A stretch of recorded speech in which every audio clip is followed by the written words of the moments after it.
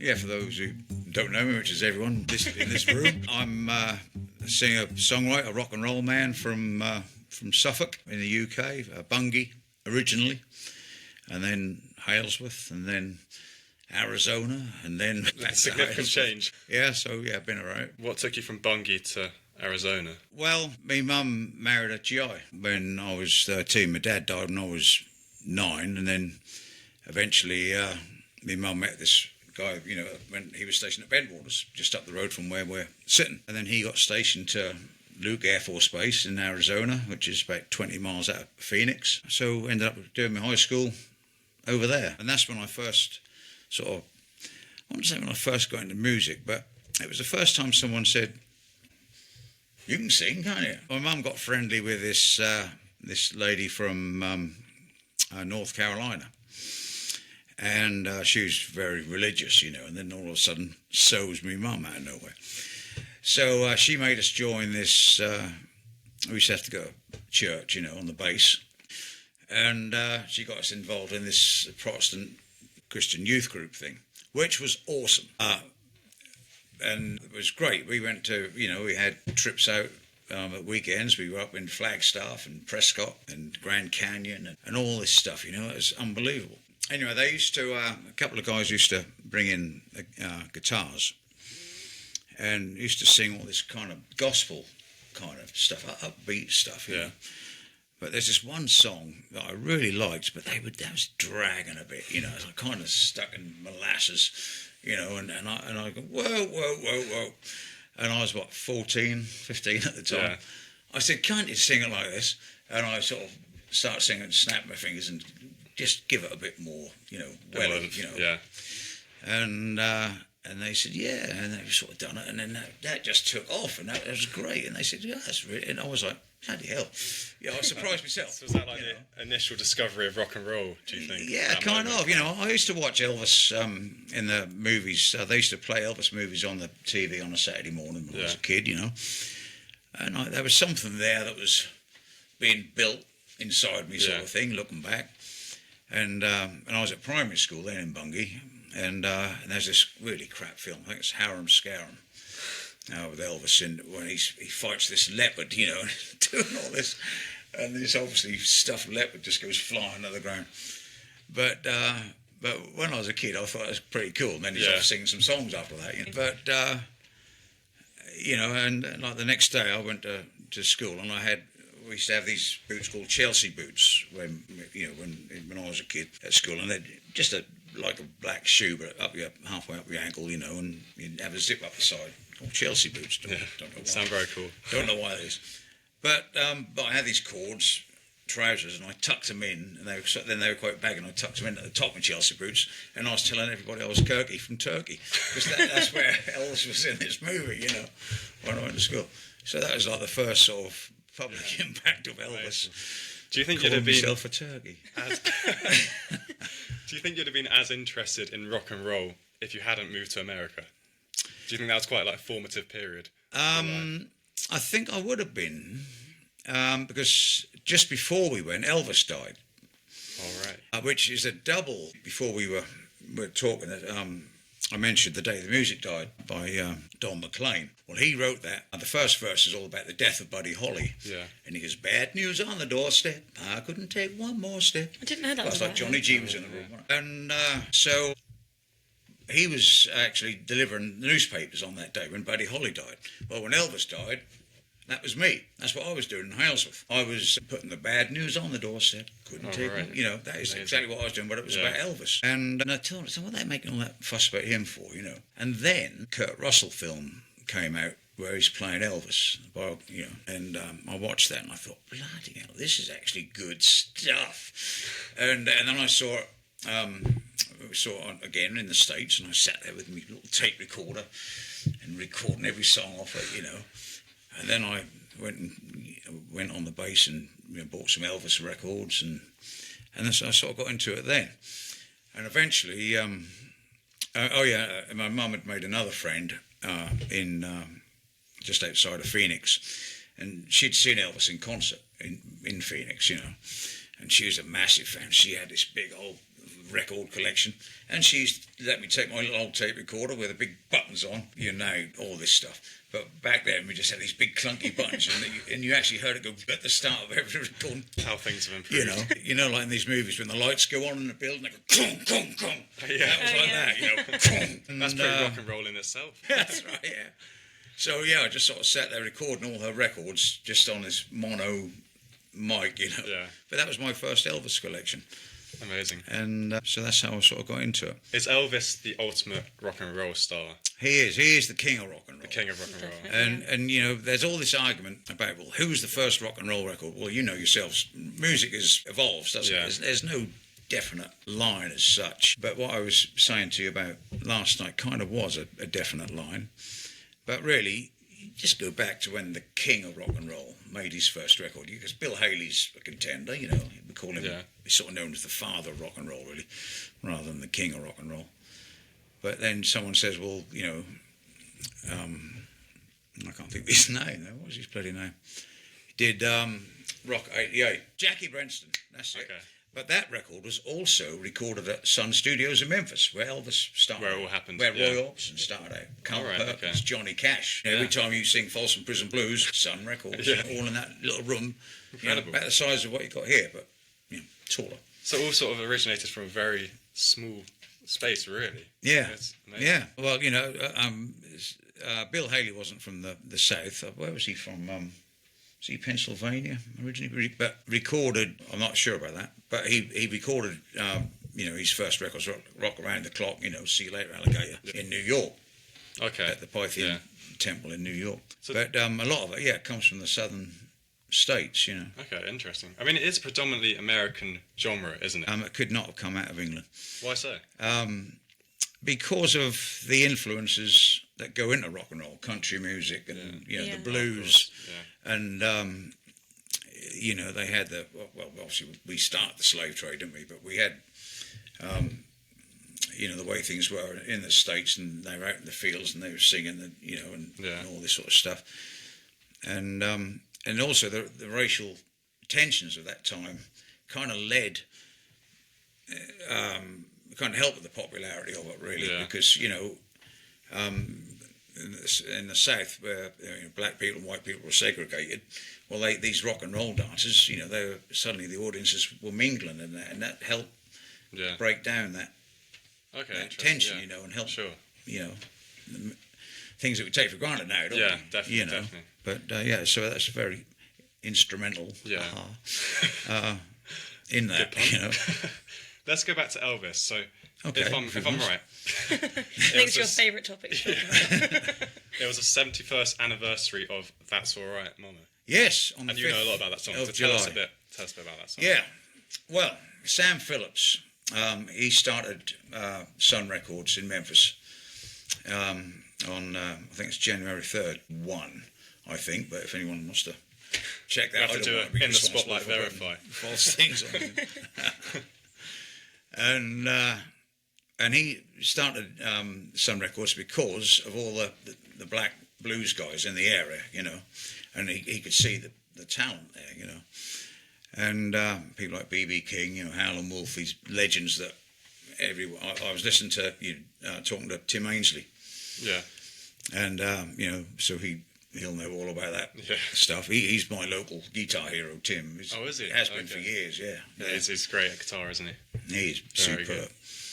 But, so Sam set that up to record those people, you know. But in the meantime, in 1953, 18-year-old Elvis is driving a truck for Crown Electric, and he's studying to be an electrician. And so he goes down Union Avenue, and on his lunch break stops outside 706 Union Avenue, Sun Studios, met the Memphis Recording Service, and he goes in there, and Marion Kaisker is on the desk in there, and Sam's not always there, you know. And but anyway, Elvis is always going in there, and you guys know anyone, you know anyone looking for a singer or any like a gospel quartet or anything?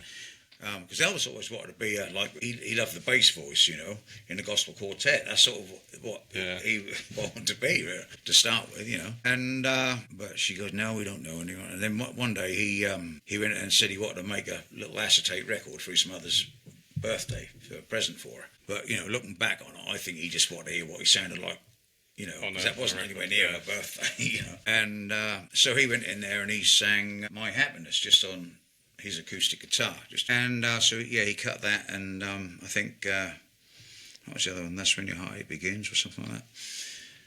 Well, anyway, a couple of ballads, you know, and Marion had sort of taken his name and everything, Marion Keisker. And then she said, he kept going in, she said to Sam Phillips one day, well, you know, this Elvis Presley, you know, keeps coming in here, this kid. And so eventually he said, well, you know, why don't we hook him up with Scotty Moore and Bill Black? Because they were part of a local country band called the Starlight Wranglers. So they were known to Sam, you know, they were well known in the area. So he goes, Scotty, why don't you get Elvis Presley, come over to your house? So on July the 4th, I love this.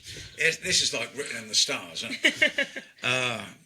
You know, American Independence Day, because, you know, for the youth of that time, rock and roll, I mean, we're talking, it's only 9 years after the end of the war, and you know, and kind of set that generation free in a way. It gave them something different that their parents never had, this way of expressing themselves, you know, and going out and cutting loose, you know. He goes around there, he takes his guitar around and turns up on Scotty's door. And so they go in there, they knock some ballads around and some country songs, you know, a bit of gospel. And but nothing was really cooking. Is this guitar in tune? Oh, you can try it. Not. You can try it. It's missing a string. What? I highly doubt it. You've got another one laying about. Oh, There you go. Absolutely dreadful. I got you a little you need one. a new one. There you go, it's a small one. So Elvis is standing around, and Sam Phillips has come out. Hey, nah, man, you know, I've heard all this before. Let's take a break, you know. Let's just chill out a bit. And so anyway, they're just standing having a laugh, and Elvis has been hearing this song by Arthur Crudup on the radio, and he really likes it, you know. And he's just standing, and old Bill Black comes in, dum, dum, dum, dum, dum, dum, on the old bass, you know. There's no drummer, you know, and yet this is probably always introduce at my gigs as the most important record ever recorded, just because of what came from it. And Scotty Moore, you know, he's been playing country music, so now he's jamming out these sort of rhythm and blues inflected licks and making up as he goes along, you know. And then, well, that's all, you know. And Sam comes running out from the country. He goes, whoa, what you guys doing? Oh, man, we're just goofing around, you know. So he goes, well, back up and start again. So they start, well, that's all right, Mom. You know, and they come in and Sam's Go on, like... play us a bit of the song. That was it? We want a bit That's more. all I know. Well, that's all right, Mom. That's all right with you. That's all right, Mama. Just any way you do. That's all right. That's all right. That's all right now, Mama. Any way you do. I need your loving. That's all right. That's all right now, Mama. Any way you do.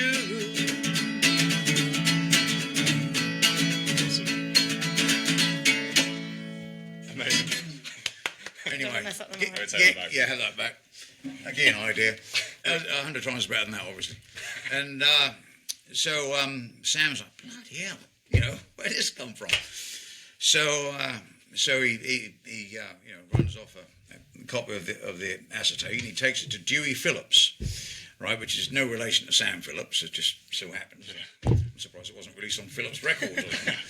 But anyway, he takes it to, I think it was a WHBQ in Memphis, and he goes, Dewey, I want you to, because Dewey has got a radio show called Red, Hot and Blue, and he's a real, I tell you, if anyone's listening to this, if you're still there, after what just happened there,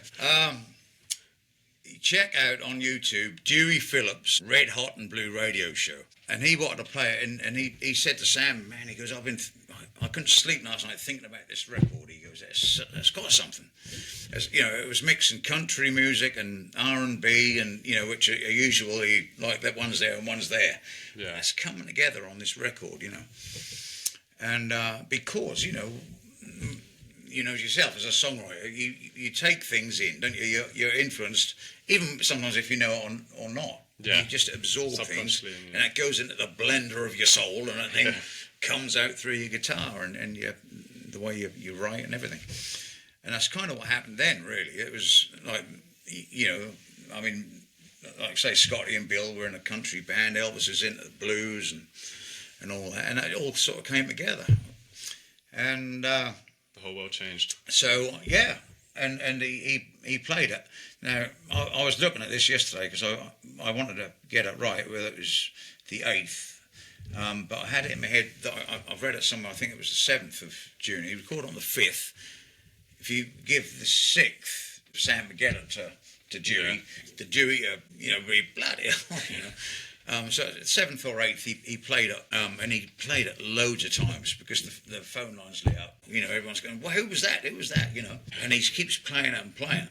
Well, Elvis is a bit nervous, and he didn't want to hear it be played on the radio. He knew it was happening. He'd gone down to the theatre in Memphis, see a movie. So then Dewey calls his parents, and so they go down to the cinema and drag Elvis out and said, "You've got to be on the radio." So Elvis is like, "Oh, bloody hell, what do I say on the radio?" A bit like doing this podcast with you. And so he gets in there, and Dewey says to him, "Well, Elvis, just relax, we'll just have a chat." But really, that's being broadcast live at the time, but Elvis is put at ease. And Scotty says to him, because it's radio, Scotty says to him, "So Elvis, you went to Hume's High School, is that right?" And Elvis said, "Yes, sir." And but what that did was that told the audience. Sorry, I like the impression. That told the audience that Elvis is white, because there weren't only black kids at Hume's High School. That was segregated. So, and then people were like, bloody hell, because that sounded to them like a black record, So that's sort of how it all began, Story of it, amazing. And then he started touring, and that's the first time Sam had ever seen Elvis in front of an audience, and that's certainly the first time an audience had ever seen Elvis. For those of you that, if you're still listening, or even you lot, if you haven't seen Elvis, right, if you go on YouTube, the Milton Berle Show Hound Dog, it's the best performance of any song by anybody in the history of everness. They were just trying to find ways to describe how he moved and how he sounded and the swag and how he looked and all that kind of thing. Yeah, Well, even the way he danced was controversial back then, wasn't it? Yes, exactly. Yes, I'm glad you said that, because I just said about the Milton Berle Show. So, and this performance of Hound Dog, he hadn't recorded Hound Dog yet, right? But he just wanted to do it. It was part of his show, and he knew, that it would do something. Yeah. It was just a great performance. And afterwards, he didn't have his guitar on it. He was free, he just had his mic and he just cut and loose. And it's just so bloody awesome. You do a few Elvis moves when you're playing, don't you? Well, I just let the music do whatever it wants to do to me, They hadn't recorded it. So the next day, this is where the expression Elvis the Pelvis come from. I see in the papers, and the devil's music and how low he was, and like calling him a burlesque dancer, like male stripper on, 50s American TV, where it was all still black and white then and all that. And so, like they say, they still say no such thing as bad publicity. And so they thought, bloody hell, we'd better record this song. So they went in the studio and recorded it. And it was real different to how he played it live, actually. But it was still just a great performance, I mean, for anyone who hasn't seen it, I do not want to go into your graves with such a massive hole in your life. So if I've done one thing with my life, got you to watch that Go video. and check it out. Yeah. So let's move on to your sort of solo stuff and your own writing. You're known as the ambassador of rock and roll. How did that come about? Yeah, I know that sounds like I'm taking a bit too much on in a way, but that's kind of stuck now. And I'd just done some gigs with my band, actually, with Jailbreak, my old band, that weekend, a couple of really good gigs, and I was feeling pretty good about them. And I used to work in the goods in side of Spoil's kitchen reject shops, right? So we just unloaded this container, and I had to sign for it. And on where it says, received by, and it put my name, and then it said title. And I was feeling good about this gig, so I wrote Ambassador of Rock and Roll, and just as a joke, Yeah. And I didn't think anything more about it. And then how did I start this solo thing? Yeah, we were getting, within the band, we used to play some rock and roll and a bit of classic rocks, Deep Purple, a bit of ZZ Top, AC/DC, all that sort of stuff as well, So the rock and roll, the Chuck Berry and all that sort of stuff started to get left behind, Yeah. Then I used to look at my set list, where's Chuck Berry gone? So, now I don't know if you guys don't know Nick Ward, do you? No, but we all know him at Lacing at the jam nights on Sunday. But I've known him for years. He's been a good friend of mine over the years. But he's known. I call him the Blues Master. He's a great blues guitarist. I had my first gig at the Bell Hotel in Saxmundham, and where I was living at the time. And so I said, Nick, do you want to come down and do a few songs with me? Because that was like, do I want to get out by myself? I've been in bands for years, but not by myself. But as it turns out, he did. He came along, but it was just natural. I didn't have any nerves like I thought I was going to, and then suddenly that took off. And I was going down to pubs, and there was none of this. Oh, can you contact us on Facebook? You don't do. I'm looking right at you. Get your diary out. But now they say, just contact us on Facebook. Or can you send us an email? Or can you send us an email with some links to YouTube? It was just like, how do? I'm Kirk. I do a rock and roll show. All the proper, Elvis, Buddy Holly, Eddie Cochran, Dion, the Everly Brothers, all that. Does that sound okay? Yeah, that sounds good. What dates have you got? And it was as simple as that, And if you go back to this time, if you look in the grapevine, you'll see me everywhere. But the band was like, hold on a minute, what happened to our gigs? So they're sitting at home with a big pout on, and eventually they got another singer, and then they had to change a guitar player as well. So that sort of just took off, really. And this is my 28th year. Amazing. Well, have you got any original songs coming up? Any new albums on the way? I have. Well, I've got one album that's out now under my name, Kirk Spall, and the album is called Was It Something I Said, and it's got 13 tracks on it, all that I've written myself. I've been writing songs, and that's the other thing. I mentioned going to the, don't want people going to the grave without having seen Elvis on the Milton Bell show. I don't want to go at mine